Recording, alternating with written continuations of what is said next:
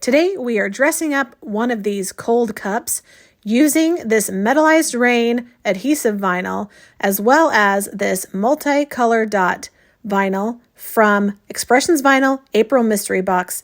We're going to create something really cute with this tumbler. Let's get crafting. I've already cut out our design from our 2 pieces of vinyl. Now all we need to do is weed our design. Once the design is weeded, we're going to use our transfer tape and place that on top of our vinyl so that we can transfer it to our cup. Once I have the transfer tape down on the first piece of vinyl, I smooth it out to make sure that I have a really good secure bond, and then I turn it over and peel the backing off so that I can then place the second piece of vinyl in the center of our design.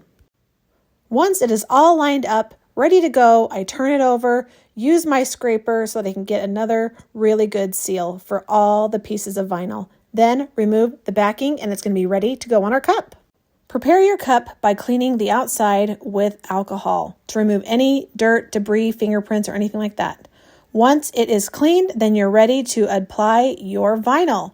I like to start with the middle section, making sure to press that down, remove any air bubbles, and then work my way out to the edges to make sure I have a really nice seal.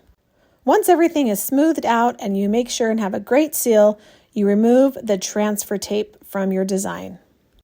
Let your cup sit for about 24 hours before filling it with your favorite iced drink. Remember, cold cups that have vinyl on it like this need to be hand washed. You don't want your vinyl to come off in the dishwasher. Drinking out of a personalized cold cup is always much more fun. For more crafting inspiration, check out lizoncall.com.